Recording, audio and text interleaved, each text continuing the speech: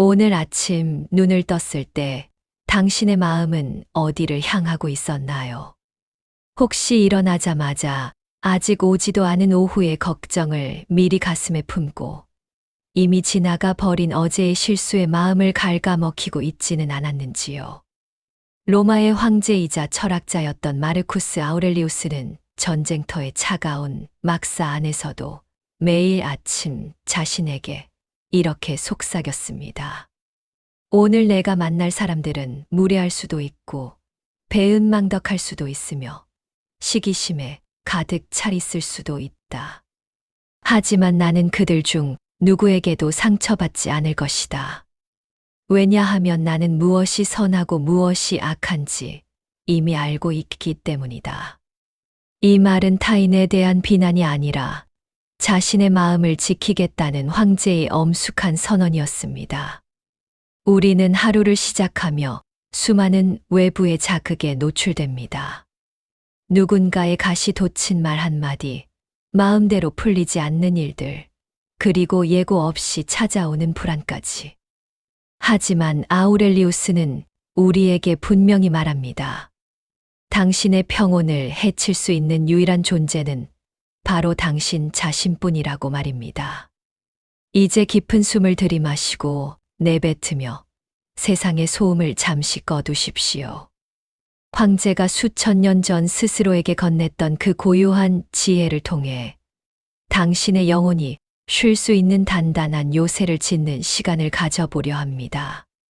우리는 흔히 행복이 외부 환경에 달려 있다고 믿습니다. 돈이 충분하고 몸이 건강하며 주변 사람들이 나를 존중해 줄 때 비로소 평화가 찾아온다고 생각하지요. 그러나 아우렐리우스는 인생의 진정한 본질을 꿰뚫어 보았습니다. 그는 거대한 제국을 다스리는 황제였음에도 불구하고 권력이나 부가 마음의 평화를 가져다 주지 않는다는 것을 누구보다 잘 알았습니다. 그는 명상록에서 이렇게 적었습니다. 인간의 삶은 전쟁터이자 나그네의 여정이며 사후의 명성은 만각에 불과하다. 그렇다면 우리를 인도해 줄 수 있는 것은 무엇인가? 오직 하나, 철학뿐이다. 여기서 철학이란 어려운 학문이 아닙니다. 바로 자신의 내면을 살피고 이성이 이끄는 대로 정직하게 살아가는 태도를 의미합니다. 당신이 지금 겪고 있는 고통이나 불안을 가만히 들여다보십시오. 그것은 사건 그 자체 때문입니까? 아니면 그 사건을 바라보는 당신의 생각 때문입니까? 아우렐리우스는 외부의 사건은 그저 일어날 뿐이며 그것에 나쁘다거나 비극적이다라는 꼬리표를 붙이는 것은 우리 자신이라고 강조합니다. 만약 당신이 그 판단을 거두어들인다면 고통 역시 사라질 것입니다. 이것이 바로 평정심으로 하루를 보내는 첫 번째 열쇠입니다. 내 마음의 문을 지키는 파수꾼이 되어 허락받지 않은 감정들이 함부로 들어오지 못하게 막는 연습을 시작해야 합니다. 한낮의 태양이 뜨겁게 달궈질 때 우리의 감정도 함께 요동치기 마련입니다.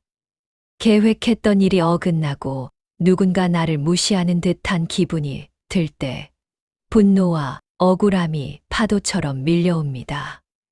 이때 아우렐리우스의 가르침을 떠올려 보십시오. 타인의 잘못은 그 사람의 영역에 두고 오직 나의 행동과 생각에만 집중하라는 가르침 말입니다. 그는 말했습니다. 최고의 복수는 적과 똑같은 사람이 되지 않는 것이다. 누군가 당신에게 무례하게 굴 때 똑같이 화를 내는 것은 그 사람의 무지에 동조하는 것과 같습니다. 대신 이렇게 생각해 보십시오. 저 사람은 자신이 무엇을 하는지 모를 뿐이다. 그 또한 이 거대한 우주의 한 부분이며 나와 같은 본성을 지닌 형제다. 이런 관점의 변화는 분노를 연민으로 바꿉니다. 인생은 짧고 우리가 함께할 시간은 찰나에 불과합니다. 그 소중한 시간을 타인을 미워하거나 원망하는 데 쓰는 것이 얼마나 허망한 일인지 깨달아야 합니다. 당신의 마음 속에는 누구도 침범할 수 없는 내면의 성체가 있습니다. 외부에서 어떤 폭풍이 몰아쳐도 그 성체 안은 언제나 고요하고 평화롭습니다. 당신이 스스로 문을 열어주지 않는 한 그 어떤 비난도 비아냥도 당신의 영혼을 더럽힐 수 없습니다. 매 순간 일어나는 감정을 객관적으로 바라보십시오. 지금 내 마음 속에 분노가 일어났구나라고 관찰하는 것만으로도 당신은 그 감정의 노예가 아닌 주인이 될 수 있습니다. 오후의 그림자가 길어질 무렵 문득 공허함이나 나약함이 찾아올 수 있습니다. 내가 잘 살고 있는 것인지, 이 고단한 삶의 끝에는 무엇이 있는지 의문이 생기기도 합니다. 아우렐리우스는 우리에게 전체를 보라고 조언합니다.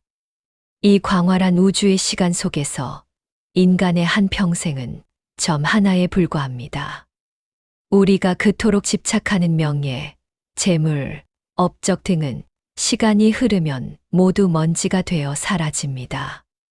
그는 수많은 선왕제가 죽음을 맞이하고 한때 번영했던 도시들이 폐허가 되는 것을 보며 삶의 무상함을 통찰했습니다.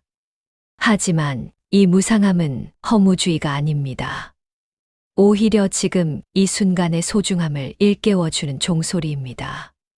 죽음이 언제든 우리를 찾아올 수 있다는 사실을 기억할 때 우리는 비로소 본질적인 것에 집중할 수 있습니다. 쓸데없는 걱정으로 시간을 낭비하지 마십시오. 미래를 통제하려 애쓰지 마십시오. 당신이 통제할 수 있는 것은 오직 현재의 의지뿐입니다. 지금 당신 앞에 놓인 일을 성실히 수행하고 곁에 있는 사람에게 따뜻한 눈길을 보내는 것. 그것이 우주의 질서에 순응하며 조화롭게 사는 길입니다. 아우렐리우스는 자연의 순리를 거스르지 않는 삶을 가장 숭고하게 여겼습니다. 가을이 되면 낙엽이 지고 겨울이 오면 눈이 내리듯 우리 삶에 찾아오는 노화와 상실, 변화 또한 자연스러운 과정입니다. 이를 거부하며 괴로워하기보다 기꺼이 받아들이고 그 안에서 평온을 유지하는 지혜가 필요합니다. 어느덧 해가 저물고 하루를 정리할 시간이 되었습니다. 오늘 당신은 얼마나 많은 순간 마음의 평화를 유지했나요? 혹시 실수했더라도 스스로를 너무 자책하지 마십시오. 아우렐리우스 역시 완벽한 성인이 아니었습니다. 그는 매일 밤 자신을 돌아보며 끊임없이 반성하고 다짐했던 평범한 인간이었습니다. 그가 남긴 기록들은 남에게 보여주기 위한 책이 아니라 흔들리는 자신을 다잡기 위한 눈물겨운 수행의 기록이었습니다. 잠자리에 들기 전 마음속에 남아있는 앙금들을 모두 털어내십시오. 당신이 오늘 마주했던 고통은 당신을 단련시키기 위한 훈련이었습니다. 아우렐리우스는 장애물이 오히려 길을 열어준다고 말했습니다. 불길 속에 던져진 물건이 불을 꺼뜨리는 것이 아니라 오히려 불길을 더 키우듯 현자에게 시련은 평정심이라는 불꽃을 더 밝게 타오르게 하는 땔감이 될 뿐입니다. 오늘 하루 수고한 당신의 영혼에게 휴식을 허락하십시오.